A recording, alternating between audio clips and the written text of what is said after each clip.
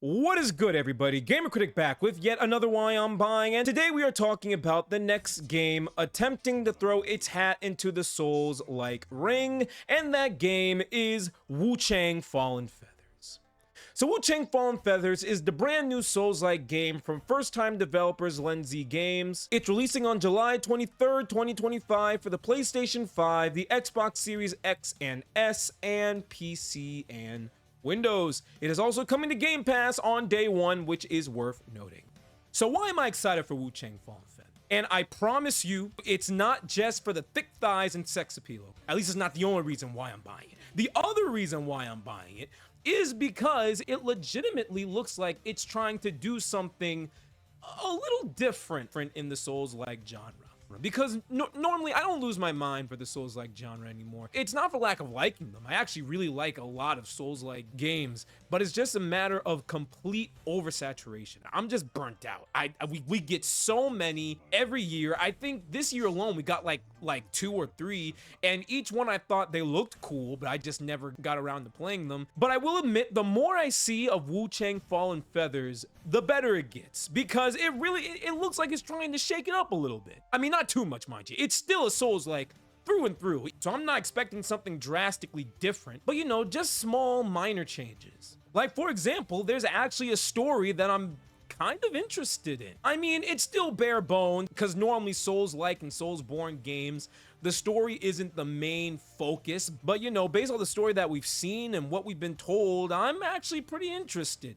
So Wuchang Fallen Feathers takes place in the late Ming Dynasty. You play as the titular Wuchang, a warrior pirate with a supernatural curse called the Feathering, which causes feathers to grow from your body, drive you insane, and eventually turn you into a giant monster. Now in this world, there is no known cure, but our sexy badass Wuchang is not just gonna sit back and let that happen. So she is going to make her way through an epic journey, navigating a world where historical events are fused with Chinese mythology as Wuchang takes on mutated humans, demons, and cultists to ultimately save herself from a horrible fate. Feels like they're actively trying to make the story have some relevance in all this, which I really appreciate.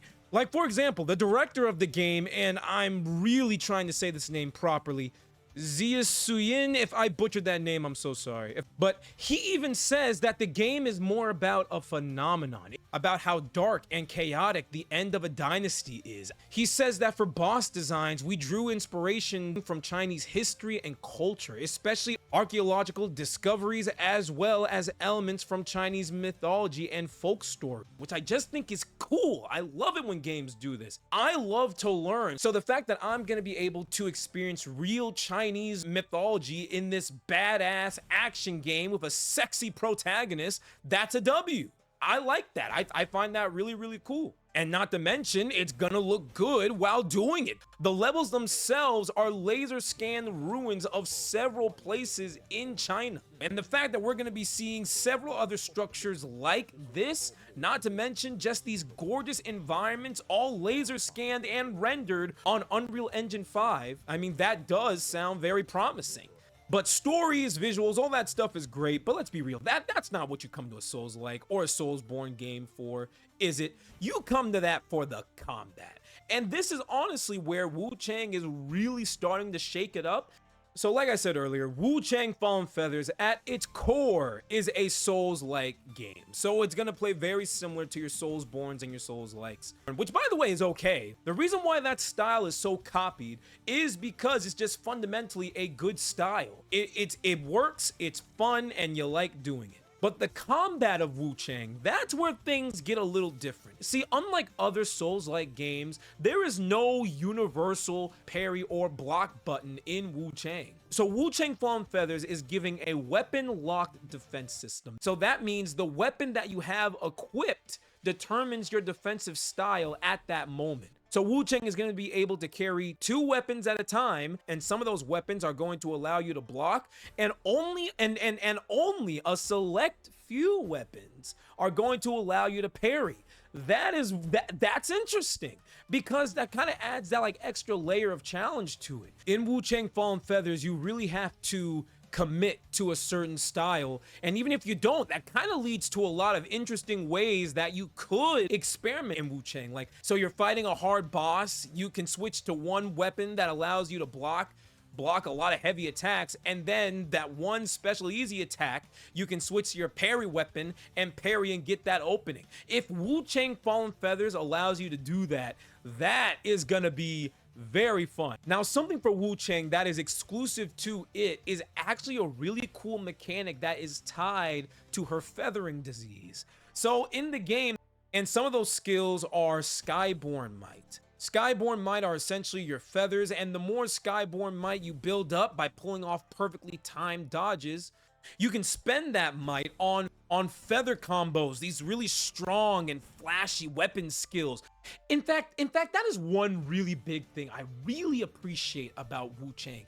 It is actually connecting its gameplay with its story. You don't see that very often. You normally see the story kind of pushed to the wayside and the gameplay taking full front and center. But you gotta admire that they are connecting what is driving you in this story to the combat, and they do it in really unique ways. I think the best thing that Wuchang has going for it is this really awesome system called the Madness system. So Wuchang kind of offers that thing that you see in a lot of Souls-like games. If you die, you have a chance to get your currency or equipment or weapon or whatever you drop back, but if you die again, it's gone. Wuchang does this, but in a really interesting way. So you have a hidden stat in Wuchang called Madness. You can raise it by dying several times, or even killing a bunch of humans, you know, not the monsters. They kind of add a moral thing to it. What happens is killing the humans, if you get a high Madness, that high Madness is going to equal more damage output to the enemy. However, that also means that you take more damage from that enemy as well. But what happens is, if you die with your Madness high, you get a clone spawn called your Inner Demon. Think of it like Hollow Knight. It attacks like you, it has your same gears, skills, and power. And in order to get the XP that you lost, you need to defeat that Inner Demon. And if you don't, it's all lost permanently. I, for one, just think that is such a unique way to do that trope. It really does add that kind of extra layer of tension to it. It's not just going back to pick up the XP that you lost. You have to go against what is essentially yourself. And if you're powerful at that stage of the game, you could be up for a real freaking challenge. I really just like that it depends on how much you put into it, right? It depends on how good you are at the game. If you're dying a lot, if you're killing a bunch of humans, you're going to be able to kill a lot of things easier. But if you die and got to go up against yourself, will you be able to take down yourself? Is it actually worth it? I think that's just really cool. Also, side note, I like how connected that is to the story. Wuchang is losing her mind as she gets more powerful, which I guess in this world, with the disease that she has, absolutely checks. You also have the fact that Wuchang doesn't have a jump button because the Lenzi devs, and I quote, say they want to make movement feel more grounded and real, which I respect. There's no platforming, no Sekiro style leaping, a really stand your ground and fight type of game, which I like. Wuchang Fallen Feathers is going to be more of a non-linear open experience, meaning that it's up to the player to decide which of the areas or bosses it wants to tackle first. Wuchang Fallen Feathers doesn't have a HUD system. Once again, the Lenzi devs say if players still need a HUD to survive, your combat system has failed. Which is big words, but I can understand where they're coming from. A HUD-free system not only gets you more immersed in the game, but it also forces you to really pay attention to audio cues, visual animations, and the like. And with all these minor changes, this is still a Souls-like. It still has the same combat environments where levels are filled with ambushes, vertical paths, and shortcuts to different areas. And all that great stuff with a smoke show of a protagonist. All that just comes together to make a game that, again, the more I see, the more interesting it looks.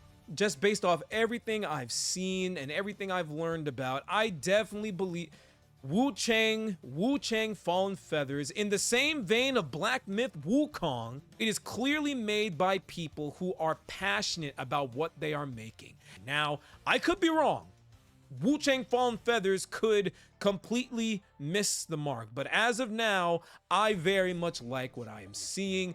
This is going to be a day one buy, and I personally cannot wait to pick it up when it releases on July 24th, 2025.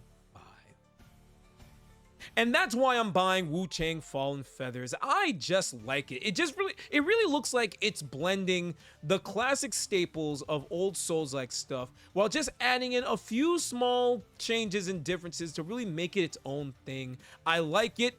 But thank you so much for watching. If you're also excited for Wuchang Fallen Feathers, be sure to let me know in the comments. My next video, I am aiming that to be my review of Clair Obscur. I'm like 1/3 of the way done, so admittedly, it's going to take a little time.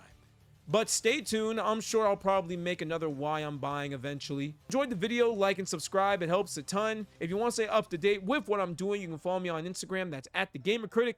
Be good people, and I will talk to all of you very soon. Alright, peace.